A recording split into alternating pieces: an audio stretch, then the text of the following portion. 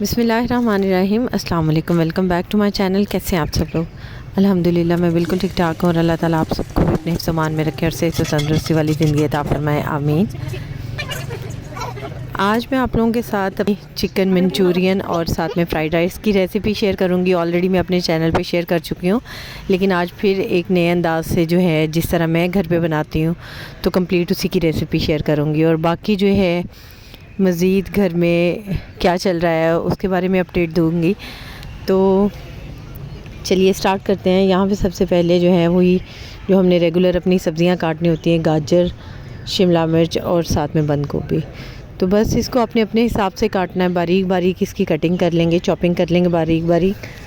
अगर आपके पास चॉपर है तो आप उसके साथ इसकी चॉपिंग कर सकते हैं, और नहीं तो इस तरह कटिंग बोर्ड के ऊपर जो है ना आप बारीक बारीक इसकी कटिंग कर लें। बड़ी अच्छी सी चॉपिंग हो जाती है और बड़ी जल्दी भी हो जाती है।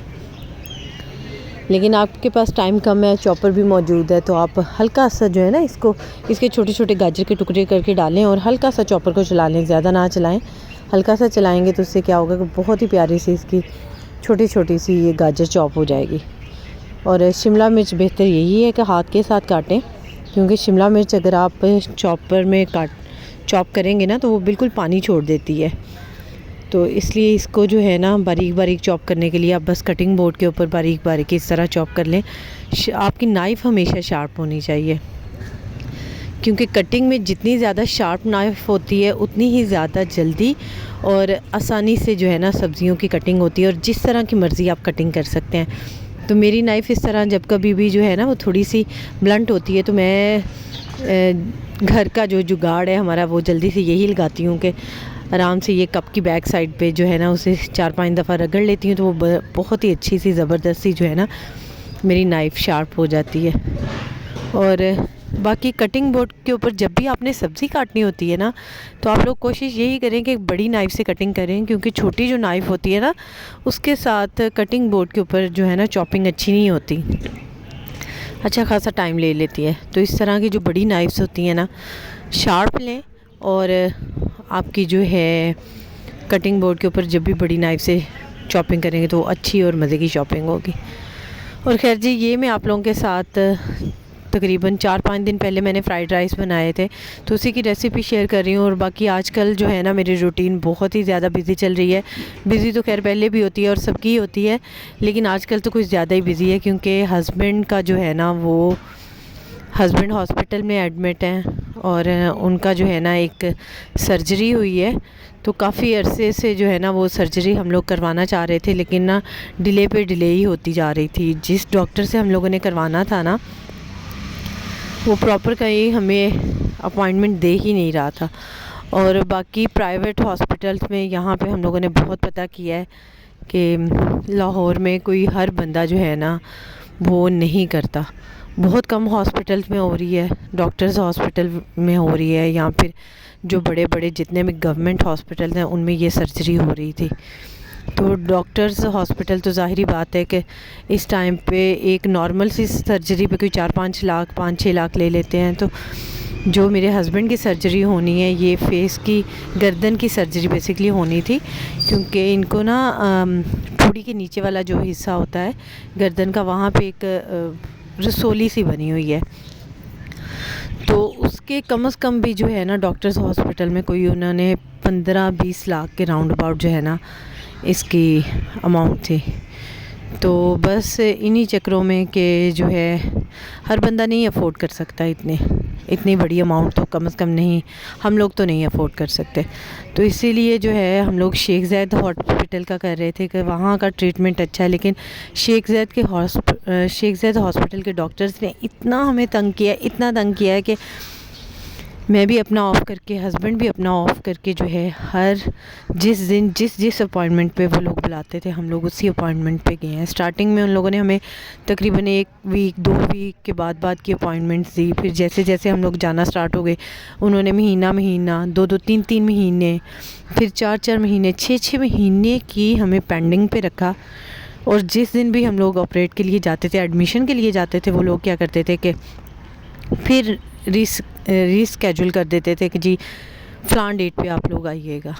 और जब अगर उनसे पूछें कि जी इस तरह आप क्यों कर रहे हैं, तो हमारा ये केस आ गया, वो केस आ गया। मतलब इतने इमरजेंसी केसेस हैं कि आप लोग जो है किसी भी जो डिज़ीज़ जिसको ऑपरेट करना है या उसका ट्रीटमेंट करना है, आप लोग इस काबिल समझते ही नहीं हैं कि उसका हम इनिशियल स्टेज के ऊपर ट्रीटमेंट कर दें ताकि वो कल जाके कोई बड़ा इशू ना बने। तो उन लोगों ने हमेशा हमें यही कहा, जी कोई इमरजेंसी पेशेंट आ जाए तो हम लोगों ने उन्हीं का ट्रीटमेंट करना है। आप लोगों का ट्रीटमेंट हम लोग जो है वो इस तरह पेंडिंग पे ही लेके जाते रहेंगे जब तक कि सिर्फ आपका जो है सर्जरी मतलब हमारे पास कम सर्जरीज़ नहीं आती, ना उनके पास कम सर्जरीज़ आती थी और ना ही हमारा ट्रीटमेंट वो लोग जो थे ना वो स्टार्ट कर रहे थे। और इसी तरह वो मेरे हस्बैंड की जो छोटी सी रसोली थी, बिल्कुल छोटी सी माइनर सी थी, वो आहिस्ता आहिस्ता जब से वो उसका टेस्ट करवाया है, टेस्ट उसका करवाया था जिसके अंदर से ना वो मवाद लेते हैं सिरिंज की मदद से, जो है ना वो उस रसोली के अंदर से जो है वो सैंपल लेते हैं। और जब से वो वाला हम लोगों ने टेस्ट करवाया है, वो दिन ब दिन उसका जो रसोली का साइज़ था ना वो इंक्रीज़ ही होता गया है। और मेरे हस्बैंड की दाढ़ी थी, इस वजह से जो है ना नज़र नहीं आता था, तो शायद इसी वजह से डॉक्टर्स भी जो थे ना वो इतने रिलैक्स थे। तो जो है ना साइज़ आहिस्ता आहिस्ता इंक्रीज़ होता होता बहुत बड़ा जो है ना साइज़ हो गया कि वो अच्छा खासा फेस के ऊपर जो है ना एक साइड जो लाइक जिस तरह स्वेलिंग ना हुई हो इस तरह फ़ील होना शुरू हो गया। और फाइनली फिर जो है हम लोगों ने हॉस्पिटल अपना चेंज किया। हॉस्पिटल फिर जिना से ट्रीटमेंट स्टार्ट करवाया हम लोगों ने ना। तो जिना वालों ने भी ये है कि टाइम तो लिया उन्होंने भी, लेकिन खैर इतना टाइम नहीं है कि विदिन 1 और 2 मंथ्स के अंदर अंदर जो है ना हमारा ट्रीटमेंट उन्होंने स्टार्ट कर दिया। और फिर माशाल्लाह के इस वेडनेसडे को मेरे हस्बैंड एडमिट हुए हैं और सैटरडे को अल्हम्दुलिल्लाह ऑपरेशन भी हो गया और माशाल्लाह बहुत अच्छा और कामयाब ऑपरेशन हुआ है। अल्लाह ताला का लाख लाख शुक्र है। और आप लोगों से भी यही रिक्वेस्ट है कि सब लोग मेरे हस्बैंड की जो है तंदुरुस्ती की दुआ करें, उनकी जल्द अज जल्द रिकवरी की दुआ करें ताकि वो जल्द अज जल्द सेहतयाब हो जाएं और अल्लाह ताला उनको अपने हिफ्ज़-ओ-मान में रखें और सेहत व तंदुरुस्ती वाली ज़िंदगी अता फरमाएं। और आप सब लोगों से मेरी दुआ की अपील है। तो बस अल्हम्दुलिल्लाह ऑपरेशन उनका जो है वो कंप्लीट हो गया है और बाकी जो है आजकल हॉस्पिटल में है, जिसकी वजह से काफ़ी ज़्यादा जो है ना मेरी रूटीन इसी तरह की चल रही है कि सुबह से लेकर शाम तक हॉस्पिटल होती हैं और फिर उसके बाद जो है बाकी सारे फैमिली मेम्बर्स भी साथ साथ होते हैं और फिर रात के टाइम जो है वो भाई मेरे आ जाते हैं, दिन के टाइम मैं और भांजा होते हैं और साथ में बाकी फैमिली मेम्बर्स भी होते हैं। तो बस इसी तरह जो है ना वो टाइम चल रहा है। बस अल्लाह ताला अपने हिफ्ज़-ओ-मान में रखें और सेहत व तंदुरुस्ती वाली ज़िंदगी अता फ़रमाएँ और जल्द अज़ जल्द उनकी रिकवरी हो जाए और हम लोग जो है ना खैर से घर जाएं। और आप लोगों से भी यही रिक्वेस्ट है कि आप लोग सब हमारे लिए दुआ करें, हम लोग खैर खैरियत से अपने घर वापस जाएं अपने बच्चों के पास। और बाकी ये लास्ट वीक ना साविर अपने प्रोजेक्ट्स बना रही थी, उनका था आर्ट एग्ज़िबिशन। तो ये वाली सबसे पहले तो उसने अपनी पेंटिंग बनाई, माशाल्लाह इतनी खूबसूरत पेंटिंग लग रही थी ना। ये टोटल की टोटल सारी साविर ने खुद जो है वो बनाई है। और ये वाला जो है ना एक फेरी व्हील उसने बनाया है। ये फेरी व्हील बैम्बू स्टिक के साथ बनाया है। ये वाली जो स्क्रूज़ नहीं हमारे किचन में यूज़ होती थी, ये वाली स्टिक्स मैंने ला दी थी। तो माशाल्लाह इतना खूबसूरत लग रहा था, इतना प्यारा लग रहा था। मेहनत तो खैर उसे बड़ी करनी पड़ी। ये वाली छोटी छोटी जो उसकी डोलियाँ बना रही है ना इसकी फेरी व्हील की, ये बड़ी मुश्किल थी। तो ये छोटे छोटे पीसेस को उसने ज्वाइन कर करके तो ये बनाया और माशाल्लाह ये उसका जो है ना 2 या 3 दिन लगे थे और अल्हम्दुलिल्लाह ये कंप्लीट हो गया। ड्यूरिंग जिस टाइम पे वो बना रही थी ना ये फेरी व्हील, उस टाइम के बीच में बेचारी को फ़ीवर भी हो गया था काफ़ी ज़्यादा। इनफैक्ट चिकन पॉक्स हो गए थे लास्ट वीक ना, जिसकी वजह से ये फिर उसका फेरी व्हील जो एक दिन में उसने कंप्लीट करना था वो तकरीबन 3-4 दिन लग ही गए थे। और सबसे पहले उसने पेंटिंग बनाई थी, फिर ये अपना जो है फेरी व्हील और साथ साथ जो है ना ड्राइंग स्केचेस जो हैं वो बनाती रही थी। और माशाल्लाह ये सारे इसके स्केचेस भी इतने खूबसूरत माशाल्लाह बनाए हैं, अल्लाह ताला नज़र बद से बचाएं।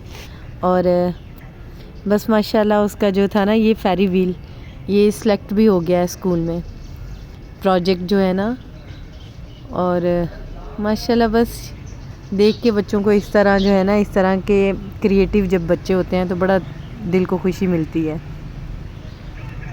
अल्लाह ताला मज़ीद इनको जो है मेहनत करने की तौफ़ीक अता फ़रमाए और ये ज़िंदगी के हर मैदान में, दुनिया व आखिरत, दीनी और दुनियावी हर मैदान में अल्लाह ताला कामयाब व कामरान करें, आमीन। और बाकी इस शोर को जो है इग्नोर कीजिएगा, क्योंकि हॉस्पिटल के ओपन एयर में जो है वॉइस ओवर कर रही हूँ तो काफ़ी ज़्यादा शोर सुनाई दे रहा होगा।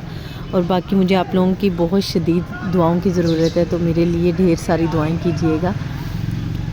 और वीडियो पसंद आई है तो लाइक करें, शेयर करें और कमेंट्स करें। और जो लोग चैनल पे नए हैं, चैनल को सब्सक्राइब कर लें, ताकि आप लोगों को इस तरह के मज़े के व्लॉग्स देखने को मिले। दुआओं में याद रखें। अल्लाह हाफ़िज़।